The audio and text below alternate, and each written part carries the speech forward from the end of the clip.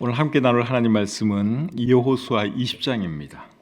여호수아 20장 말씀 찾으셨으면 제가 받들어 읽겠습니다. 여호와께서 여호수아에게 말씀하여 이르시되 이스라엘 자손에게 말하여 이르기를 내가 모세를 통하여 너희에게 말한 도피성들을 너희를 위해 정하여 부지 중에 실수로 사람을 죽인 자를 그리로 도망하게 하라. 이는 너희를 위해 피의 보복자를 피할 곳이니라. 이 성읍들 중에 하나에 도피하는 자는 그 성읍에 들어가는 문 어귀에 서서 그 성읍의 장로들의 귀에 자기의 사건을 말할 것이요 그들은 그를 성읍에 받아들여 한 곳을 주어 자기들 중에 거주하게 하고 피의 보복자가 그의 뒤를 따라온다 할지라도 그들은 그 살인자를 그의 손에 내주지 말지니 이는 본래 미워함이 없이 부지 중에 그의 이웃을 죽였습니다. 그 살인자는 회중 앞에 서서 재판을 받기까지 또는 그 당시 대제사장이 죽기까지 그 성읍에 거주하다가 그 후에 그 살인자는 그 성읍 곧 자기가 도망하여 나온 자기 성읍 자기 집으로 돌아갈지니라 하라 하시니라.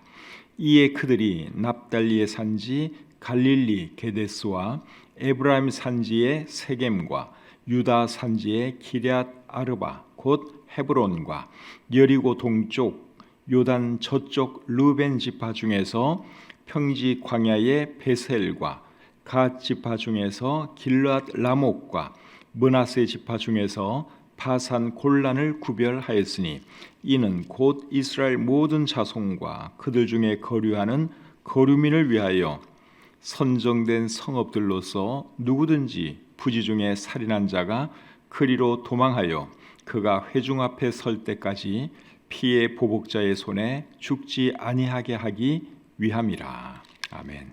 오늘 읽은 이 본문은 도피성에 대한 말씀입니다. 도피성은 실수로 사람을 죽인 사람이 도망가서 피할 수 있도록 만든 성읍입니다. 3절 말씀에 도피성이 뭔지 잘 설명이 되어 있습니다. 부지 중에 실수로 사람을 죽인 자를 그리로 도망하게 하라. 이는 너희를 위해 피의 보복자를 피할 곳이니라. 그러니까 실수로 사람을 죽였을 때 이제 도피성에 가면 죽이려는 그 사람으로부터 피할 수 있다 하는 것이죠. 실수로든 뭐든 사람을 죽이면 죽임 당한 그 사람의 가족이 가만히 안 있겠죠. 어떻게 해서라도 죽인 그 사람을 죽이려고 할 것입니다. 그런 경우를 대비해서 실수로 사람을 죽인 경우에는 도피성으로 도망가라. 그렇게 말씀을 하고 있는 것이죠. 도피성에 대해서는 출애굽기, 민수기, 신명기에도 기록되어 있습니다. 먼저 출애굽기에 있는 말씀을 한번 보겠습니다. 출애굽기 21장 12절과 13절입니다. 사람을 쳐 죽인 자는 반드시 죽일 것이나 만일 사람이 고의적으로 한 것이 아니라 나 하나님이 사람을 그의 손에 넘긴 것이면 내가 그를 위하여 한 곳을 정하리니 그 사람이 그리로 도망할 것이며.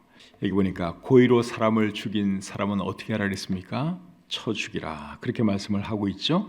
그런데 고의가 아니라 실수로 죽인 사람은 어떻게 하라고 말했는가 하면 정해진 곳으로 도망가라 그렇게 말씀을 하고 있죠. 그런데 13절에 보시면 실수로 사람을 죽인 것을 어떻게 표현했는가 하면 하나님이 사람을 그의 손에 넘긴 것으로 표현을 하고 있습니다. 13절 말씀을 여러분 다시 한번 보겠습니다. 만일 사람이 고의적으로 한 것이 아니라 나 하나님이 사람을 그의 손에 넘긴 것이면, 이제 이게 사실은 실수로 죽인 건데 실수로 죽인 것을 어떻게 표현하고 있어요? 나 하나님이 사람을 그의 손에 넘긴 것이면 이렇게 표현을 하고 있죠. 그러니까 이 세상에 우연히 일어나는 일은 있습니까? 없습니까? 이 말씀에 의하면 없는 거죠. 하나님께서 허락하시는 일들이 일어날 뿐입니다. 마태복음 10장 29절에 이런 말씀이 있죠. 참새 2마리가 한 아사리온에 팔리지 않느냐. 그러나 너희 아버지께서 허락하지 아니하시면 그 하나도 땅에 떨어지지 아니하리라. 참새 한 마리도 하나님이 허락하지 아니하시면 땅에 떨어지지 않는다. 그렇게 말씀을 하고 있습니다. 그러니까 실수로 사람을 죽인 것도 사실은 누가 허락하신 겁니까? 그것도 하나님이 허락하신 거예요. 사람의 입장에서는 실수로 죽였어요. 근데 실수를 실수라고 표현하지 않고 나 하나님이 사람을 그의 손에 넘긴 것이다. 그렇게 표현을 하고 있다고 하는 사실이에요. 그래서 이 세상에 우연히 보이는 일처럼 보여도 사실은 우연이 아닙니다. 하나님의 허락하심이 있기 때문에 일어난 일이라고 하는 것을 우리가 알아야 하는 것이죠. 그 다음에 민수기에 있는 말씀을 한번 더 보겠습니다. 민수기 35장 9절부터 15절까지. 여호와께서 또 모세에게 말씀하여 이르시되 이스라엘 자손에게 말하여 그들에게 이르라. 너희가 요단강을 건너 가나안 땅에 들어가거든 너희를 위하여 성읍을 도피성으로 정하여 부지 중에 살인한 자가 그리로 피하게 하라. 이는 너희가 복수할 자에게서 도피하는 성을 삼아 살인자가 회중 앞에 서서 판결을 받기까지 죽지 않게 하기 위함이니라. 너희가 줄 성읍 중에 6을 도피성이 되게 하되 세 성읍은 요단 이쪽에 두고 세 성읍은 가나안 땅에 두어 도피성이 되게 하라. 이 6 성읍은 이스라엘 자손과 타국인과 이스라엘 중에 거류하는 자의 도피성이 되리니 부지 중에 살인한 모든 자가 그리로 도피할 수 있으리라. 이 말씀을 보니까 도피성의 개수가 몇 개입니까? 6개죠. 요단강 동쪽에 3개, 서쪽에 3개, 도합 6개를 두라. 그렇게 말씀을 하고 있습니다. 근데 이 도피성들은 다 레위인들이 사는 성읍들이에요. 다른 지파 사람들이 사는 마을이 아니라 레위 지파 사람들이 사는 곳입니다. 민수기 35장 6절에 그것을 말씀하고 있습니다. 너희가 레위인에게 줄 성읍은 살인자들이 피하게 할 도피성으로 6 성읍이요 그 외에 42성읍이라. 이 말씀을 보면 그 6 성읍은 다 누가 사는 마을이라는 겁니까? 레위 사람들이 사는 마을이라 하는 것이죠. 레위 사람들에게 총 48개의 성읍을 주었는데 그 중에 6개를 이제 도피성으로 지정하라. 하나님께서 그렇게 말씀을 하신 것이죠. 신명기 19장에 있는 말씀을 또 한번 보겠습니다. 신명기 19장 3절입니다. 내 하나님 여호와께서 내게 기업으로 주시는 땅 전체를 세 구역으로 나누어 길을 닦고 모든 살인자를 그 성읍으로 도피하게 하라. 그 다음에 6절. 그 사람이 그에게 본래 원한이 없으니 죽이기에 합당하지 아니하나 두렵건대 그 피를 보복하는 자의 마음이 복수심에 불타서 살인자를 뒤쫓는데 그 가는 길이 멀면 그를 따라 잡아 죽일까 하노라. 도피성으로 가는 길이 평탄할 수 있도록 잘 닦아 놓으라고 말씀을 하고 있는데 그렇게 말씀하시는 이유는 길이 험하면은 도망가는 중에 죽이러 가는 사람에게 붙잡힐 수 있고 죽임 당할 수 있기 때문에 길을 잘 닦아 놓으라 그렇게 말을 하고 있죠. 실수로 사람을 죽인 사람이 도피성에 도착하면 어떻게 해야 하느냐? 성읍으로 들어가는 문 어귀 입구에 서서 자기에게 일어난 일들을 이제 그 성읍의 장로들에게 다 말을 해야 합니다. 본문 4절 5절 보겠습니다. 이 성읍들 중에 하나에 도피하는 자는 그 성읍에 들어가는 문 어귀에 서서 그 성읍의 장로들의 귀에 자기의 사건을 말할 것이요 그들은 그를 성읍에 받아들여 한 곳을 주어 자기들 중에 거주하게 하고 피의 보복자가 그의 뒤를 따라온다 할지라도 그들은 그 살인자를 그의 손에 내주지 말지니 이는 본래 미워함이 없이 부지 중에 그의 이웃을 죽였습니다.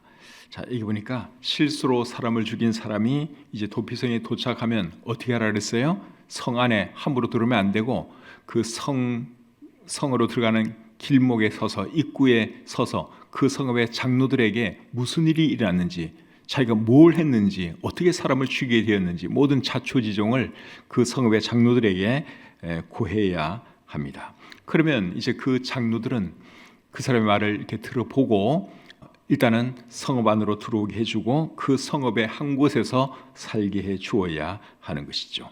언제까지 살게 해주느냐? 그 다음 절에 나옵니다. 6절을 보겠습니다. 그 살인자는 회중 앞에 서서 재판을 받기까지 또는 그 당시 대제사장이 죽기까지 그 성읍에 거주하다가 그 후에 그 살인자는 그 성읍 곧 자기가 도망하여 나온 자기 성읍 자기 집으로 돌아갈지니라 하라 하시니라. 자, 언제까지 성읍에 머물러야 한다고 말씀을 하고 있습니까? 회중 앞에 서서 재판을 받기까지 또는 대제사장이 죽을 때까지 그 성읍에 머물러 있어야 한다. 그렇게 말을 하고 있죠. 재판을 받게 하는 이유는 뭡니까?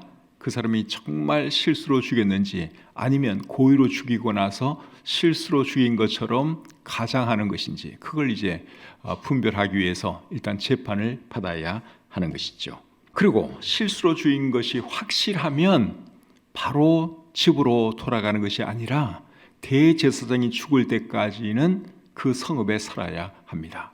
근데 방금 읽은 6절 말씀을 보면 또는이라고 하는 이 말 때문에 조금 헷갈릴 수가 있습니다. 그 살인자는 회중 앞에 서서 재판을 받기까지, 재판을 받을 때까지 또는 그 당시 제사장이 죽기까지. 이 말에 의하면은 둘 중에 어느 거라도 먼저 오면 그것을 따르는 것으로 이해할 수 있죠. 그런데 요거는 번역을 조금 잘못해서 그렇습니다. 이게 또는이라고 하는 말은 그리고 이렇게 번역을 하는 것이 이게 더 나은 번역입니다. 그렇게 번역을 한 번역이 새번역 성경인데 새번역 성경으로 제가 한번 읽어드려 보겠습니다. 그 살인자는 성읍에 머물러 살다가 회중 앞에 서서 재판을 받은 다음 그 당시의 대제사장이 죽은 뒤에야 자기의 성읍 곧 자기가 도망 나왔던 성읍에 있는 자기의 집으로 돌아갈 수 있다. 새번역 성경은 그러니까 이 순서를 명확하게 해주고 있습니다. 그러니까 일단 재판을 받고 나서 그리고 실수로 죽인 것이 확실하면 그 다음에는 어떻게 하는 거예요? 대제사장이 죽을 때까지 그 성읍에서 살아야 하는 것입니다. 재판받아서 무죄가 입증되었다고 해서 바로 돌아가는 게 아니에요. 대제사장이 죽을 때까지는 그 성읍에 살아야 하는 것입니다. 민수기 35장을 봐도 이제 그것이 명확하게 나타나 있습니다. 민수기 35장 24절부터 28절 한번 보겠습니다. 회중이 친 자와 피를 보복하는 자 간에 이 규례대로 판결하여 피를 보복하는 자의 손에서 살인자를 건져내어 그가 피하였던 도피성으로 돌려보낼 것이요 그는 거룩한 기름 부음을 받은 대제사장이 죽기까지 거기 거주할 것이니라. 그러나 살인자가 어느 때든지 그 피하였던 도피성 지경 밖에 나가면 피를 보복하는 자가 도피성 지경 밖에서 그 살인자를 만나 죽일지라도 피 흘린 죄가 없나니 이는 살인자가 대제사장이 죽기까지 그 도피성에 머물러야 할 것입니다. 대제사장이 죽은 후에는 그 살인자가 자기 소유의 땅으로 돌아갈 수 있느니라. 여기도 보면 대제사장이 죽을 때까지는 밖으로 나가면 안 된다. 그렇게 말을 하고 있고 밖으로 나갔을 때는 죽어도 어쩔 수 없다. 책임 못 진다. 그렇게 말씀을 하고 있죠. 그리고 32절을 보겠습니다.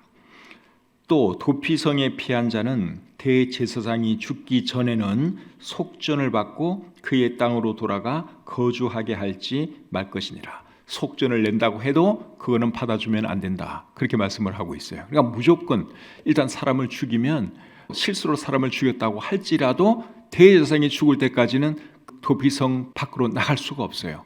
대제사장이 죽어야만 밖으로 나갈 수 있다 하는 것입니다. 그리고 이제 본문 7절과 8절을 보시면 도피성이 어디에 있어야 하는가 그걸 여기 지정을 하고 있는데 7절, 8절 제가 한번 읽어보겠습니다. 이에 그들이 납달리의 산지 갈릴리 게데스와 에브라임 산지의 세겜과 유다 산지의 기럇 아르바 곧 헤브론과 여리고 동쪽 요단 저쪽 루벤 지파 중에서 평지 광야의 베셀과 갓 지파 중에서 길랏 라목과 므낫세 지파 중에서 바산 골란을 구별하였으니. 자, 여기에 이제 어디에 그 도피성이 있사는가 6 성읍을 말씀을 하고 있는데 어디입니까? 게데스, 세겜, 헤브론, 베셀, 길랄 라못, 그리고 골란, 이렇게 6개 성읍인 것을 알 수 있죠. 지도를 한번 볼까요?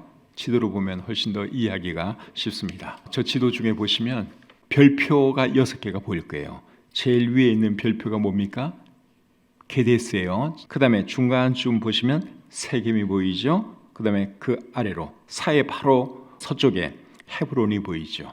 그리고 사해 동쪽으로 오시면 베셀이 있고, 그 다음에 북쪽으로 올라가면 길랏 라못, 더 북쪽으로 올라가면 골란, 이렇게 보이죠. 별표 6개, 저기가 도피성으로 지정된 6개의 성읍이에요. 전 지역에 이렇게 골고루 흩어져 있는 것을 우리가 알 수 있죠.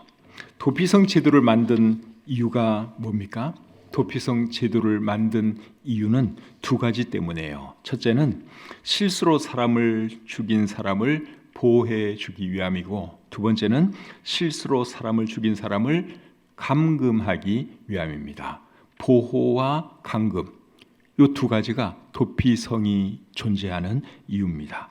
실수로 사람을 죽였다 해도 사람을 죽인 것은 잘못한 일이죠. 비록 실수로 내가 사람을 죽였다 해도 사람을 죽인 것은 분명히 잘못한 일입니다. 실수로 사람을 죽인 죄를 과실치사죄라 그러죠. 오늘날에도 여러분 과실치사죄를 범하면 벌을 받습니다. 실수로 내가 운전을 하다가 사람을 쳐 죽였어요. 실수라고 해서 그 사람이 죄가 없느냐? 그렇지는 않죠. 실수라고 할지라도 사람을 죽인 것은 잘못한 거예요. 그거는 죄를 범한 것입니다. 고의로 사람을 죽인 살인죄보다는 가볍지만 그 벌이 반드시 따른다 하는 것이죠. 근데 여러분, 실수로 사람을 죽인 사람을 대제사장이 죽을 때까지 도피성에 있게 한 이유가 뭘까요? 잘못을 했으니까 붙들어 들어온 거예요. 일종의 감옥살이가 되는 것이죠.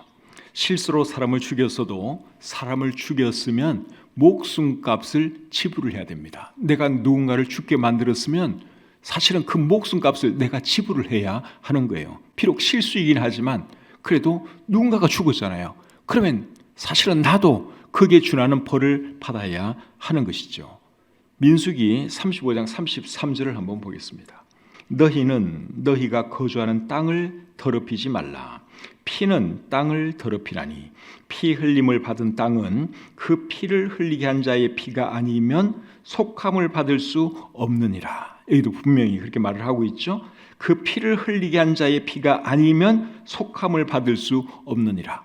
내가 실수든 뭐든 사람을 죽였으면 분명히 잘못한 거예요. 그럼 그 피값을 지불해야 하는 게 맞습니다. 그 사람의 목숨값을 내가 지불하는 것이 맞습니다. 그런데 실수로 사람을 죽인 사람까지 죽일 수는 또 없는 거잖아요. 그렇죠? 그래서 어떻게 했는가 하면 대제사장의 죽음을 그 사람의 목숨값으로 본 겁니다. 그래서 하나님께서 대제사장이 죽을 때까지는, 대제사장이 너 대신 너 목숨값을 갚을 때까지 너는 여기에 있어야 한다. 하나님이 그렇게 말씀을 하신 것이죠. 이해가 됩니까? 왜 대제사장이 죽을 때까지 거기에 있어야 하느냐? 원래는 실수로 사람을 죽인 그 사람이 목숨값을 지불을 해야 돼요. 다시 말하면 죽어야 되는 거예요. 그런데 실수로 죽였으니까 또 죽일 수는 없잖아요, 그 사람을. 그래서 하나님께서는 그 사람 대신 누구의 죽음을 그 사람의 죽음으로 보는 것입니까? 대제사장의 죽음을 그 사람의 죽음으로 보는 거예요. 그래서 대제사장이 죽을 때까지 너는 여기에 있어야 된다, 그 뜻입니다. 이해가 되시죠? 여러분, 누군가의 목숨값을 대신해서 죽은 대제사장은 누구를 상징하는 걸까요? 예수님을 상징하고 예표하는 것이죠. 히브리서 2장 17절에 이렇게 기록되어 있습니다. 그러므로 그가 범사의 형제들과 같이 되심이 마땅하도다. 이는 하나님의 일에 자비하고 신실한 대제사장이 되어 백성의 죄를 속량하려 하심이라. 예수님에 대해서 말씀을 하면서 이렇게 말씀을 하고 있어요. 신실한 대제사장이 되어 백성의 죄를 속량하려 하심이라. 그 다음에 히브리서 7장 27절을 보겠습니다. 그는 저 대제사장들이 먼저 자기 죄를 위하고 다음에 백성의 죄를 위하여 날마다 제사 드리는 것과 같이 할 필요가 없으니 이는 그가 단번에 자기를 드려 이루셨습니다. 그러니까 예수님은 자기의 목숨을 들여서 모든 사람의 죄 문제를 해결해 주셨다, 그 말씀을 하고 있죠. 도피성 안에 몇 명의 살인자가 있었다 해도 대제사장이 죽으면 그 사람들이 다 자유의 몸이 되었던 것처럼 예수님은 자신의 죽음으로 이 세상 모든 사람의 죄 문제를 해결해 주셨습니다. 그리고 모든 사람을 죄와 사망의 권세로부터 자유하게 해 주셨습니다. 그래서 예수님이 십자가에 달려 돌아가신 것이죠. 근데 이걸 이제 안 받아들이면 그건 어쩔 수 없어요. 대제사장이 죽었기 때문에 이제 가도 된다, 그렇게 말을 하는데도 그 사람이 아니요, 대제사장은 안 죽었어요. 대제사장 죽음하고 내가 사람 죽인 거는 아무 상관이 없어요. 나 그냥 계속 여기 있어야 돼요. 그럼 그 사람은 계속 거기 살아야 되는 거예요. 그렇죠? 근데 대제사장이 죽었다는 말을 듣고 이제 가도 된다 그러면 너무너무 감사하네요. 그러면서 이제 가면 그 사람은 자유인이 되는 거예요. 근데 그걸 안 받아들이고 믿지 않고 끝까지 그냥 거기 있어야 된다고 주장을 하면 그 사람은 그냥 거기 살아야 되는 거예요. 오늘날도 마찬가지예요. 예수님이 모든 사람의 죄 문제를 대속해 주셨는데 그걸 안 받아들이면 그 사람은 죄 가운데 죽을 수밖에 없는 거예요.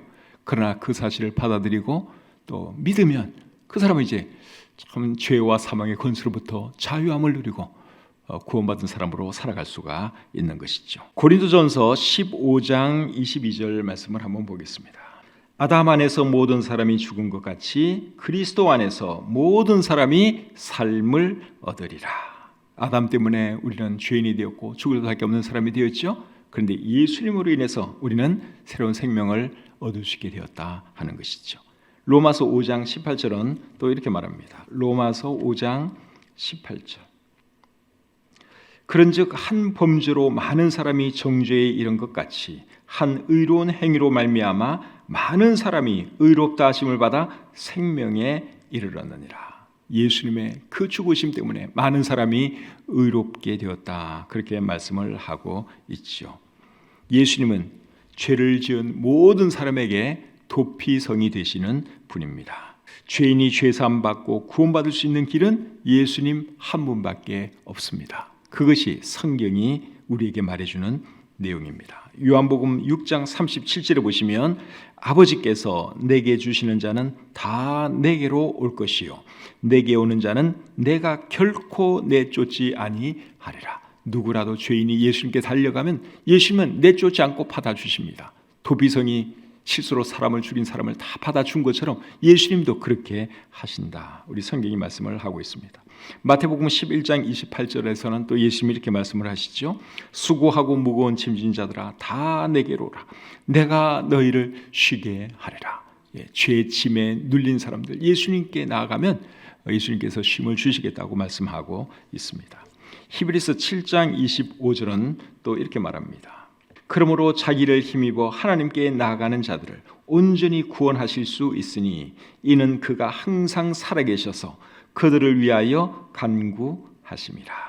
그리고 사도행전 4장 12절은 이렇게 말하죠. 다른 이로서는 구원을 받을 수 없나니 천하 사람 중에 구원을 받을 만한 다른 이름을 우리에게 주신 일이 없습니다. 그래서 예수님은 죄진 모든 사람들에게 도피성이 되시는 분이에요. 예수님께로 피해야지 죄사함 받을 수 있고 구원받을 수 있습니다. 예수님이 아닌 다른 어떤 존재나 어떤 방법은 그건 구원의 방법이 아니에요. 자기 생각은 그게 구원의 방법인 것 같지만 하나님이 정해주신 도피성, 하나님이 정해주신 구원의 길은 오직 예수 그리스도 한 분밖에 없다 하는 사실을 여러분 잘 기억하시기를 바랍니다. 그래서 예수님을 통해서 구원받은 사람은 이제 어떤 삶을 살아야겠습니까? 예수님이 도피성이라고 하는 것을 모르는 사람들에게 소개해 주는 그런 삶을 살아야 하는 것이죠. 신명기 19장 3절과 6절 말씀에 우리가 이미 찾아본 말씀인데 도피성으로 가는 길을 잘 닦아 놓으라고 말씀을 하고 있죠. 붙잡히는 일이 없도록 빨리 도망갈 수 있도록 잘 닦아 놓으라, 그렇게 하나님께서 말씀을 하셨습니다.